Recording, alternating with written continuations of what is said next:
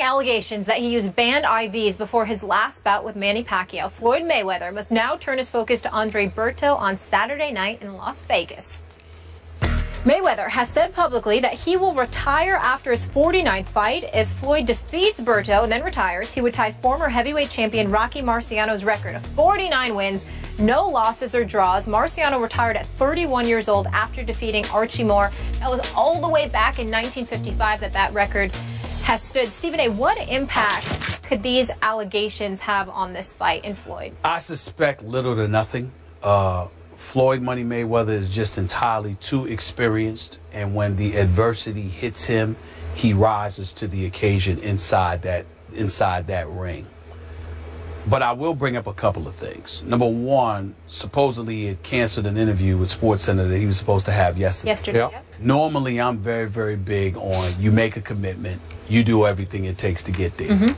In this particular situation, I don't have a problem with it, because when you are a fighter and it's like on the eve of the fight, anything that distracts you, remember, it only takes a split second to get caught with the wrong punch and take you out of there. So anything, when it comes to fighters, I'm not talking about meaning him and SportsCenter or whatever. I'm saying that when it comes to a fighter, whether it be in boxing or the UFC or something like that, when your very life basically is on the line because you got to fight, you shut off all distractions. That's just me at that moment, meaning like on the eve of the fight. The other thing that I want to say is this. I don't believe Berto is going to win this fight. I think he's going to get schooled. I don't think he's on Mayweather's level. But I would like to keep in mind, Berto does have power, he does have speed, and he does not back up. He's coming. And so as a result of that, you get a puncher's chance in the sport of boxing. And I believe he has a puncher's chance, even though I don't think it's not as much of a chance, because I don't expect Mayweather to get hit, to be quite honest with you. Having said all of that, I do not believe Mayweather is going to retire. I do believe he will fight this fight. He will announce his retirement, obviously, and say it was great and he's not going to miss it.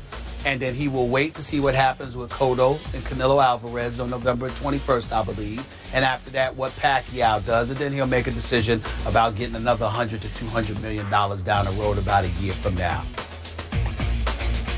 In the end, what it comes down to is that he's gotten a bit slower, just a touch. He's got hit against Sugar Shane, got hit against Madonna. And so as a result of that, even though you surmise that this ain't going to be a distraction because he's too experienced and too much of a veteran, you never know, because we're talking about a split second where something could happen. So I'm keeping my eyes on this, because I think regardless of how they want to act, this report stung them just a little bit, more so than other things in the past. This is not the first time something like this has been mentioned.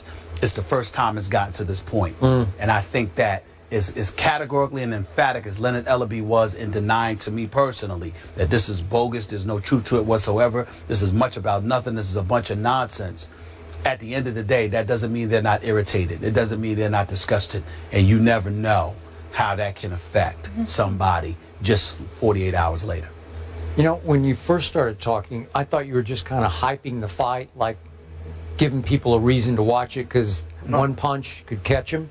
But the more you spoke, the more I thought you were showing your heart on this. You think that Floyd could be in a little bit of trouble here? I think it's possible from the perspective of, I don't think Berto, a boxer, is on Floyd Mayweather's level.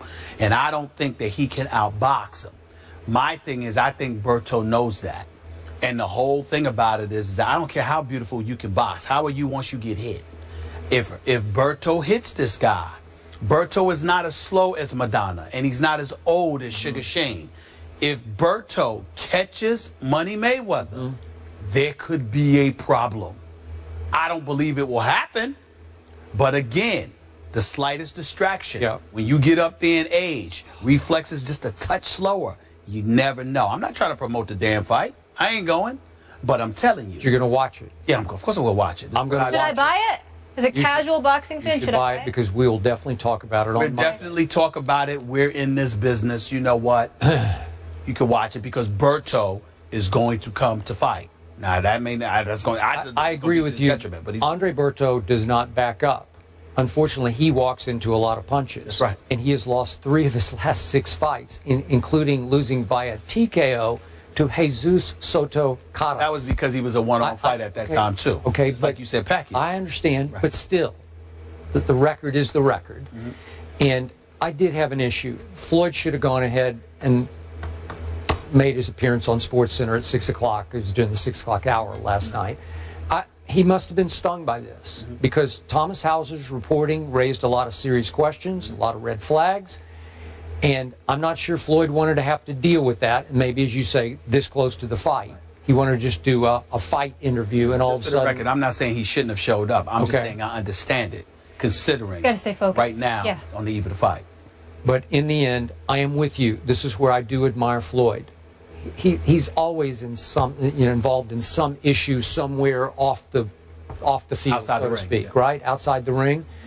And this man can focus like no one's ever been able to focus. So I'm assuming he will focus well enough and be skilled enough to just simply outbox Berto. Could Berto catch him? I don't know. I doubt it. I will buy the fight. I will watch to see what you brought up. Floyd is 38 years of age, and Father Time waits for no man, so maybe just a touch slower. I want to see him give Pacquiao a rematch because I think it would be a fair fight. Guys are desperate, and when you're desperate and you come after somebody and you force them to fight, and if you're Floyd and you don't like punching, it could be interesting. All right. Could be. Well, we'll see what happens. I hope it's not his last fight. I hope it's interesting. We'll see. Eli Manning gets paid? Say what?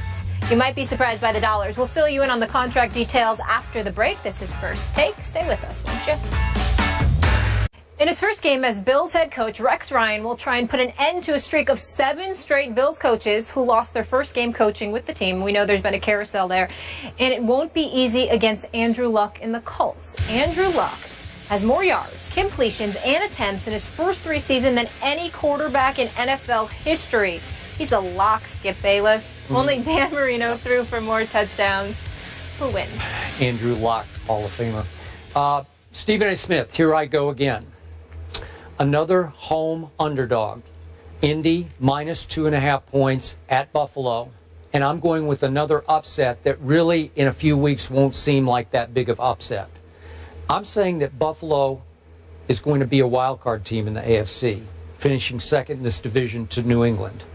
And I'm going to say that with Rex just electrifying that community, as we saw when we visited up there, that stadium is going to be rocking at kickoff this Sunday for the new era to begin. And maybe I drank too much of the Buffalo Kool-Aid when we went up there for our first visit to our first camp. But I love this football team, and I'm shocked that Rex had the wisdom and the foresight to give Tyrod Taylor a shot here because he can play. I believe in it. It's his first start in the 5 years he's been in the league, but I loved him in the preseason game that we got to see him in. And this offense has been explosive throughout the preseason. Obviously with Sammy Watkins and Percy Harvin and Robert Woods and LaShawn McCoy. And I think LaShawn's going to be fairly healthy, they say, for this opener. They threw in Richie Incognito on that offensive line. I'm not a fan of his as a guy, but as a player, he can play. And that defense, it is loaded. They don't have Marcel Darius for week 1. They'll have him going forward. But, my God, that secondary is so deep. And Jerry Hughes and Mario Williams, and my God, it just everywhere I looked on that practice field that day we looked over our shoulder at their practice, I saw talent. Yep. I saw a really good football team with big question mark at quarterback. But I think Tyrod's going to have a very good year for them, and I think it starts against Andrew Luck, whose team, I'm not saying Andrew Luck is overrated, but that team is being overrated. You got them going all the way to the Super Bowl. I just don't think they're that good. I don't see it, and I think they're going to get off to a rough start at Buffalo. I got Buffalo winning 28-24. Remember at camp, Jim Kelly said Tyrod Taylor. He did. I was a little surprised when he told us that for quarterback competition, but he said, don't rule him out. During training camp. Well, what I would, I'm sorry, Skip. Yeah. Yeah, here we go. They don't have a quarterback. So why is it such a shock that Tyrod? I mean, my God. Because EJ Manuel, EJ Manuel or or Matt Castle. Oh my Lord, somebody has been picked over there. Please, both of them. I mean, both of them. I mean, they both lucky to be in uniform the way they've been playing. Even though EJ Manuel had a couple, at least one good preseason game. Here's the reality. Skip Bayless. If you pick enough teams that are the home underdogs, you're gonna get one right. So I think I'm going to get every one of them right. We'll see on Monday, won't we? But I got news for you. I don't always pick home underdogs. I like these. I'm just talking about today. But when I do, I win. This weekend. That's all I'm talking about. We're talking about last year's Open. I'm talking about now. Okay? Stay with me. With that being said, Skip Bayless, I'm going to agree with you. Ooh. I believe the Indianapolis Colts are going to lose this game. Hey. Hear that, people? Because here's what.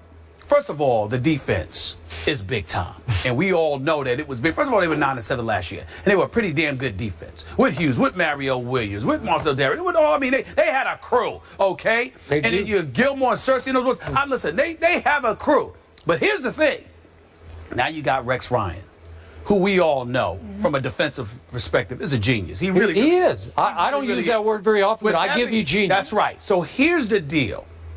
When you look at that, what is Indianapolis supposed to be doing to offset that? You still got Andrew Luck. You don't have Reggie Wayne anymore. T.Y. Hilton is no joke. No. You got Fleener and Allen there at the tight end spots. I get that. Frank Gore is supposed to be the X factor. Yeah. Against any other defense than this or the Jets, you got me, or Seattle. But the fact that this game is against Buffalo on their home turf, the beginning of the Rex Ryan era, I don't see you being able to run the football effectively on them. I just don't see that. So now we get to the Bills on the offensive side of the ball. The momentum, the crowd, etc. With a guy like LaShawn McCoy there, with Sammy Watkins there. You got Tyrod Taylor who can make plays with his feet. Yeah. I think he throws it pretty well, too. But I'm not saying. Okay. I'm saying the fact that you are a dual threat resonates with me. Because I think in a game like this, you're going to have to use your feet in order to be successful. I think the combination of all of that built off of the momentum of their defense, which finds a way to somewhat neutralize Indianapolis, I think is right for an upset. The last point I want to make was this. This is the biggest reason why I think Indianapolis is going to lose this game. And I hope I'm wrong. You know, even I'm not saying I hope because I don't care who wins the game today, this weekend. But I will tell you this. I don't trust Indy yet. One of the biggest things about, even though I think talent-wise they can go to the Super Bowl, what I want to see from Indy is them walking into an environment like this for opening day and showing up. They're the type of team on their home turf they'll win, and the next week you can't even recognize them on the road. I want to see them respond to that. I got to see it to believe it. And until I do, I'm going to give Buffalo the edge in this one. I think Buffalo's going to win this game 24-23. Okay. Can you see Buffalo winning a wild card? No, I got the Jets going to the wild card. Do you really? Oh, that's bold. I got the Jets. Is LaShawn starting? I thought he's a little bit banged up. Do we know? They say he's a little bit banged up, but he says he will be ready for week one. He says he will be ready for week one. That'll be important. But they haven't said it. All right. You guys want to talk a little boxing? Why Having not? so much fun with NFL. But Mayweather, it's his last fight of his storied career this Saturday. That's what he's telling us. Will the recent allegations have any impact on the outcome? That is next.